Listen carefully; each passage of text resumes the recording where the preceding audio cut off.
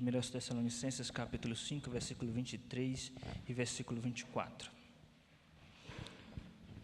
Leiamos todos juntos. O mesmo Deus de paz vos santifique em tudo, e o vosso espírito, alma e corpo sejam conservados íntegros e irrepreensíveis na vinda de nosso Senhor Jesus Cristo. Fiel que vos chama, o qual também o fará. Vamos orar mais uma vez, irmãos. Senhor nosso Deus, nós queremos dar toda a honra, toda a glória apenas a Teu nome. Nosso maior desejo é que Teu nome seja glorificado através de nossas vidas. Nosso desejo de sermos santos era para poder agradar o Teu coração, Te agradar, Pai. Que nossos corações sejam inclinados, meu Deus, a entender a Tua vontade para nossas vidas. Que Teu Espírito Santo, meu Deus, glorifique o Teu nome através da ministração da palavra. Que tão somente o Teu nome seja glorificado. E que, ao final de tudo, meu Deus, a Tua igreja seja edificada por Tua palavra, de maneira tal que o Teu Espírito Santo penetre em nossos corações de uma forma contundente por meio da espada do Espírito, que é a Tua santa palavra. Sê conosco, meu Deus, em nome de Jesus. Amém. Meus queridos irmãos, podemos dizer com certa segurança que um dos grandes sinais de que uma pessoa nasceu de novo, de que uma pessoa teve um encontro com o Senhor Jesus Cristo, é seu imenso desejo, seu constante anseio por se tornar semelhante a Cristo. Se você às vezes passa por dúvidas, ou o diabo lança dúvidas em sua mente, dúvidas cruéis, como diz o hino Castelo Forte, dúvidas cruéis enviadas pelo o cruel tentador, essas dúvidas se nós somos realmente salvos, às vezes nos acometem, pode acometer a vida do crente quando passa por lutas. Será que realmente Deus me ama? Será realmente que eu sou salvo? Isso não pode ser constante na vida do crente, mas às vezes acontece do crente passar por momentos de luta e de insegurança. Você tem que observar qual é o seu maior desejo, porque esse é um dos grandes sinais se uma pessoa nasceu de novo ou não. Se o seu maior desejo é ser santo, ser parecido com Jesus, esse é um grande sinal de que uma pessoa nasceu de novo. É o ódio para com o pecado e o desejo de ser santo, o desejo de ser parecido com Jesus. Se você tem isso em seu coração, esse é um sinal de que você é salvo. E, meus irmãos, o que acontece é que, mesmo diante desse desejo constante e ardente de sermos parecidos com Cristo, nós nos entristecemos dia após dia com nossos próprios pecados. E esta palavra de Paulo vem de encontro a este fator, a esta circunstância, e vem ser, de fato, um fator motivador e um fator consolador para nossas vidas. Esta palavra de Paulo nos consola em face do fato de nós desejarmos ser santos e muitas vezes nós não conseguirmos. Então, em que sentido Paulo consola a igreja de Tessalônica e nos consola quanto ao aspecto da santificação? Porque a temática central desse texto é a santificação. Ele nos consola, na verdade, nos mostrando o modus operandi da santificação. O que significa esse modus operandi da santificação? O que é o modus operandi? É como se opera, como se executa, a maneira, o modo como se realiza, se opera a santificação em nossas vidas.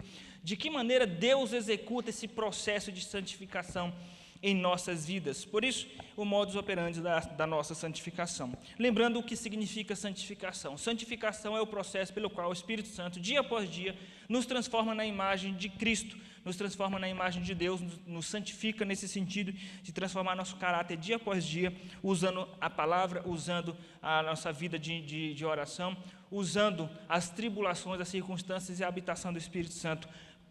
Fato esse que está resumido na segunda carta de Paulo aos Coríntios, capítulo 3, versículo 18, que diz que nós somos transformados de glória em glória na sua própria imagem pelo Espírito.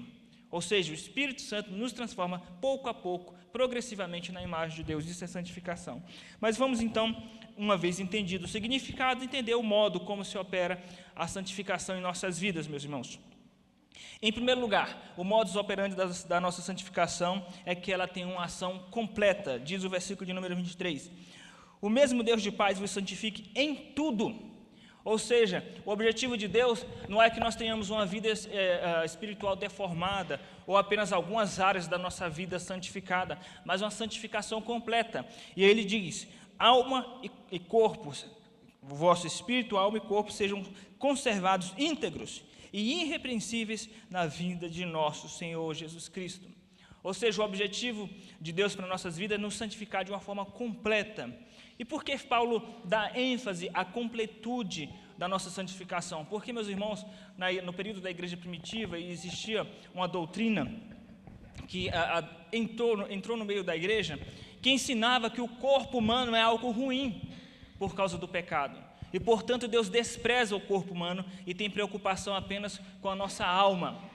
Então, Paulo, de quando em quando, em suas cartas, enfatiza que o nosso corpo ele é uma bênção de Deus, porque ele é habitação do Espírito Santo e ele também passa pelo processo de santificação. Nesse sentido, ele argumenta em Romanos 6 que nós devemos oferecer os membros do nosso corpo como instrumentos de justiça a Deus, porque Deus ele nos quer por completo, até porque nós somos criados à imagem e semelhança de Deus, e nós somos humanos, não só a parte espiritual, mas a parte física também. Então, uma prova, uma evidência disso, de como Deus enxerga de forma especial o corpo humano, é que o próprio Deus tomou uma forma humana, corpórea. Então, o objetivo de Deus é nos santificar de uma forma completa, corpo, alma e espírito.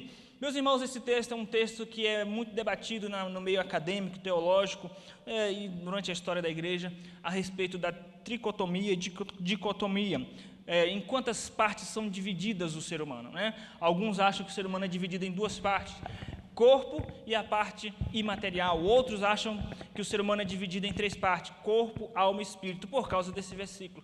É uma imaturidade, meus irmãos, uma ingenuidade de estudiosos formular uma doutrina com base apenas nesse versículo. Se esse versículo for base para formular uma doutrina de que o ser humano ele é tripartido, ele é dividido em três partes, corpo, alma e espírito, isso é um equívoco muito grande. Por que é um equívoco muito grande? Porque se você for pegar todos os versículos bíblicos que divide o ser humano, então o ser humano não é dividido apenas em três partes, em 7, em 8, 10 partes, porque está escrito em Deuteronômio capítulo de número 6, Mateus capítulo 22, que nós devemos amar o nosso Senhor Deus de todo o nosso coração, força, alma, espírito, entendimento. Olha quantas partes é dividido o ser humano. O ser humano é dividido então em corpo, alma, espírito, entendimento, força, coração, e ainda Hebreus capítulo de número 4 ainda reforça, juntas e medulas. Então vamos dizer aí que o ser humano é dividido em 10 partes.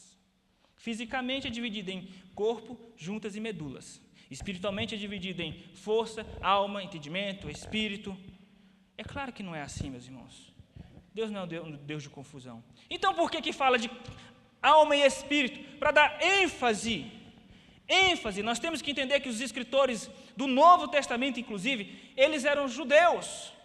Eles tinham mentalidade judaica, eles foram alimentados e educados por uma teologia do Antigo Testamento. Na literatura do Antigo Testamento é comum fazer uso do recurso de repetição, de paralelismos. Quando a Bíblia diz que Deus criou o homem à sua imagem e semelhança, não significa que imagem é uma coisa e semelhança é outra. Naquele texto, imagem e semelhança é a mesma coisa, mas é para dar ênfase. Aqui Paulo fala de alma e espírito para dar ênfase que nós não somos apenas aspecto corpóreo, material, mas nós também somos um aspecto espiritual, ou psicológico, ou emocional. Então esses textos não servem para você formular uma doutrina de que o homem tem várias partes. Então, em quantas partes é dividido o ser humano? Em duas, a parte visível e a parte invisível. Simples assim, é tão simples que muita gente tem dificuldade de aceitar, que é complicar a coisa. Tem gente que diz que o ser humano é dividido em três partes. E o diabo, ele não possui o espírito do crente. O diabo ele pode possuir o corpo e a alma do crente, mas não o espírito, porque o espírito é a habitação do Espírito Santo. Heresia. Muita heresia. Se você é crente, o Espírito Santo habita em você por completo. O diabo não pode entrar dentro dessa casa. Outros dizem que alma significa o lado emocional e psicológico. E espírito significa o lado da comunicação com Deus. Heresia.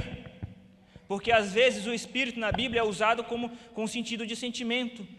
Às vezes alma é usado também no seu relacionamento com Deus. Então não tem nada a ver teologicamente uma coisa com outra. Então, de fato, o ser humano é dividido em parte material e parte imaterial. E se você esquecer, lembre-se, o ser humano é dividido em duas partes. Visível, que é o corpo, e a parte invisível. Assim como o corpo tem toda uma complexidade, o corpo tem uma complexidade, sistema nervoso, sistema digestivo, e todo o sistema biológico do ser humano é complexo. Assim também a parte imaterial, a parte invisível é complexa. Tem a área do pensamento, tem a área da intuição, dos sentimentos, das emoções, dos impulsos. Tudo isso envolve a parte material. Agora, não é porque é complexo que você vai dividir em categorias, se a Bíblia não te autoriza a fazer isso. O importante aqui é nós entendermos que Deus nos quer por completo, Ele quer nossa santificação de forma completa. Então Ele quer a santificação não só do seu espírito, não só da sua parte imaterial, Ele quer a santificação do seu corpo também, no nosso corpo também. E nesse sentido nós devemos aprender muito com uma igreja que valoriza bastante a questão do zelo pelo corpo, valoriza tanto que essa igreja tem uma dieta. Ela tem uma dieta alimentar. E ela doutrina os seus crentes nessa dieta alimentar. Às vezes com exagero, às vezes condicionando a salvação, mas nós devemos aprender muito com eles, porque os crentes reformados comem de tudo, sem zelo algum. Nós, os crentes reformados, nós colocamos a santificação do nosso corpo em segundo plano, como se Deus não se importasse com isso. Então nós temos o costume de ingerir tudo, sem saber se aquilo faz bem ou não, ou sabendo que faz mal, mas o importante é que é gostoso, e Deus, na verdade, está preocupado com o meu coração. Ele está preocupado com o nosso coração espiritual e com o nosso coração também físico. Porque nosso coração, nosso corpo é templo do Espírito Santo. Mas nós não temos costume de cuidar do nosso corpo, porque não é importante para Deus. Essa é a nossa concepção. Por isso que vem esse texto dizer que nós temos que nos santificar em tudo. O mesmo Deus de paz vos santifica em tudo. Não só na parte imaterial. Meus irmãos, o modus operandi da nossa santificação, em primeiro lugar, é que ela tem uma ação completa. Em segundo lugar, que ela tem uma ação resultante. A nossa santificação, ela é uma ação resultante de outros fatores. Deus nos santifica, mas isso é um resultado de outros fatores. Isso significa que a santificação do crente não está em primeiro lugar na relação com Deus. Olha que interessante. Não está em primeiro lugar na nossa relação com Deus. Como assim? Na nossa relação com Deus está em primeiro lugar o perdão, está em primeiro lugar a regeneração, a justificação. A santificação entra como um segundo plano, como um plano resultante, uma ação resultante. Resultado do quê? Resultado da nossa paz com Deus, versículo de número 23. O mesmo Deus da paz vos santifique, porque o processo de santificação só pode ser iniciado na vida de alguém que está em paz com Deus. Se você não está em paz com Deus, você não pode passar pelo processo de santificação. Porque está escrito em Hebreus, capítulo de número 12, versículo 14, segui a paz com todos e a santificação. Observe que a paz vem antes. Segui a paz com todos e a santificação, sem a qual ninguém verá Deus. Primeiro a paz. Pastor, então não estou em paz esses dias, estou atribulado, não estou calmo. Então significa que eu não estou em santificação? Não estou falando de paz emocional. Porque paz emocional até o ímpio tem. O ímpio que tem dinheiro, que não tem preocupação, que vive viajando, ele tem aquele momento de paz, tranquilidade. Você fala de Jesus, não quero saber de Jesus. Mas você precisa para ter paz na sua alma. Não estou em paz. Ele está em paz. E que paz ele está falando aqui? Essa paz aqui, meus irmãos, ele está falando de relacionamento com Deus. Ele está falando de reconciliação com Deus. Romanos 5:1 diz: justificados, pois, mediante a fé, nós temos paz com Deus. Versículo 9 e 10 diz: por intermédio do qual nós recebemos agora a reconciliação. Isso significa que só pode ser santificado quem é reconciliado. Só pode ser santificado quem é filho. Só pode ser santificado quem tem acesso a Deus. E essa paz ninguém tira de nós. Essa paz com Deus ninguém pode tirar. Eu vos dou a minha paz. Não como o mundo dá. Ninguém pode tirar essa paz. Se você tem acesso a Deus, você vai ter para sempre acesso a Deus. E isso te garante a santificação. Você está em paz com Deus. Agora, a paz de Deus, que é uma paz emocional, ela é variável. Isso depende, porque nós somos variáveis. A paz de Deus é uma paz emocional, que conforme você tem intimidade com Deus, você busca uma vida de consagração a Deus, você vai sentir mais ou menos, de acordo com a vida que você tem com Deus. Meus irmãos, a nossa santificação, ela é uma ação resultante da paz com Deus. Uma vez que você tem paz com Deus, você tem a santificação. Inclusive, está escrito em Romanos capítulo de número 5, versículo de número 1 a 3, o seguinte: justificados, pois, mediante a fé, nós temos paz com Deus por intermédio do nosso Senhor Jesus Cristo, por intermédio do qual nós obtivemos agora acesso a esta graça na qual estamos firmes. E nos gloriamos na esperança da glória de Deus. E não apenas isso, nos gloriamos nas próprias tribulações. Porque a tribulação, uma vez operada, vai resultar em nossa perseverança e vai ter uma ação completa. Ou seja, a paz com Deus veja, a justificação gerou paz com Deus, a paz com Deus gerou esperança, a esperança gerou transformação de caráter, através das lutas, inclusive. Uma coisa resulta da outra. Então, o modus operandi da nossa santificação, em primeiro lugar, é que nossa santificação, meus irmãos, ela tem uma ação completa. Em segundo lugar, ela tem uma ação resultante. Resultado da paz com Deus, resultado do nosso chamado. A nossa santificação é resultado do nosso chamado, meus irmãos. Observe o versículo 24. Fiel é o que vos chama. Chama para quê? Para sermos santos. Somos chamados para sermos santos, como está escrito em 1 de Pedro, capítulo de número 1, versículo 13 em diante, que nós lemos: aquele que vos chamou, sede santo, porque eu sou santo. Está escrito em Romanos capítulo 1, versículo 6. Nós somos chamados para ser de Jesus. Versículo 7, chamados para ser santos. 1 Coríntios capítulo 1, versículo 2 diz: a todos vós que sois chamados para ser santos. Ser santo é um chamado. Tem crente que tem dúvida qual é o seu chamado. Pastor, ainda não sei qual é o meu chamado. Meu irmão, você é chamado para ser santo. Você está buscando a santificação? Ah, nem me toquei disso. Pois é, esse é o seu chamado. Você é chamado para ser santo, para ser parecido com Jesus. Esse é o nosso maior chamado. Isso faz parte do propósito de Deus. Romanos 8, 28 diz: todas as coisas cooperam para o bem daqueles que amam a Deus, daqueles que são chamados segundo o seu propósito. Esse é o propósito de Deus, ser chamados para ser parecido com Jesus, porque está escrito em Romanos capítulo 8, versículo de número 29, que diz que nós somos predestinados para sermos conforme a sua imagem, a imagem do seu Filho. Esse é o chamado. Deus te chamou para você ser uma boa esposa, para você ser um bom filho, para você ser um bom pai, para você ser um bom empregado, para você ser um bom crente, parecido com Jesus. Esse é o chamado de Deus para a sua vida. Se você morrer sem saber qual é o seu dom, qual é a sua função, mas se você morrer tendo consciência que você é chamado para ser crente, para ter um coração transformado, já é um bom caminho. Tenha essa consciência que você é chamado para ser santo. E você também é chamado para ter um caráter semelhante ao caráter de Cristo. Tem uma ação completa, tem uma ação resultante do chamado, é resultante da paz com Deus, é resultante da fidelidade de Deus, versículo de número 24. Fiel é o que vos chama. Por que ele diz isso? Porque em 1 de João, capítulo de número 1, versículo 9, diz que se nós confessarmos nossos pecados, ele é fiel para nos purificar. Ele é fiel. E por que ele é fiel? Porque ele prometeu que vai nos purificar, nos santificar. Ele prometeu aonde? Entre tantos versículos, ele prometeu, por exemplo, em Filipenses 1,6, que diz que aquele que começou a boa obra em vós há de completar até o dia de Cristo Jesus. Então, quando nós estivermos desanimados, olhar para nossas próprias fraquezas e nós falarmos: Deus, até quando eu vou ter esse pecado? Será que eu não vou conseguir me libertar nunca deste pecado? Lembre-se que Deus é fiel, que se Ele prometeu, Ele vai cumprir. E Ele prometeu que vai te transformar. Se você for crente, se você tiver paz com Deus, Ele vai te transformar. Porque Ele prometeu que aquele que começou a boa obra, Ele há de completar. Até que dia?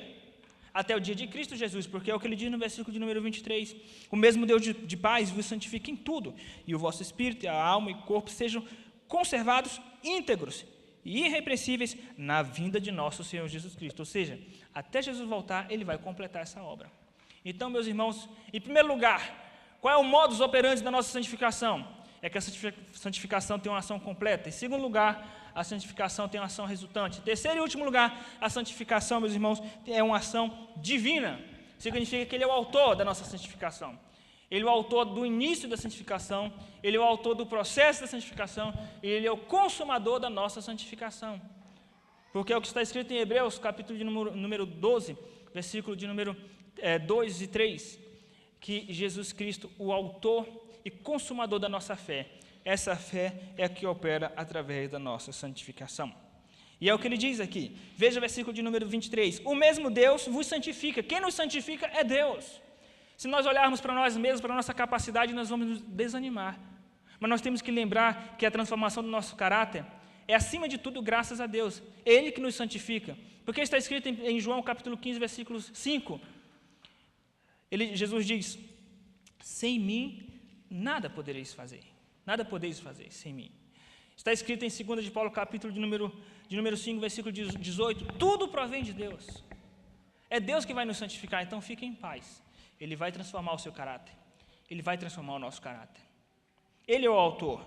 E não só o autor, como o consumador, porque ele vai consumar até o dia de Cristo Jesus, como nós vimos no versículo de número 23. Conclusão. Qual deve ser a nossa reação diante desta mensagem, meus irmãos? Lembrando, qual é o modus operandi na nossa santificação?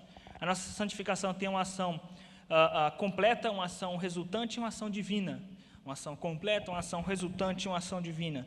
Qual deve ser a nossa atitude? Desejar a completude dessa santificação, assim como Paulo. Porque quando Paulo diz no versículo 23, o mesmo Deus da paz vos santifique, ele está desejando isso, que Deus vos santifique. É isso que você tem que desejar na vida do seu irmão, é isso que você tem que desejar para a sua vida. Que Deus me santifique, que Deus santifique meu irmão.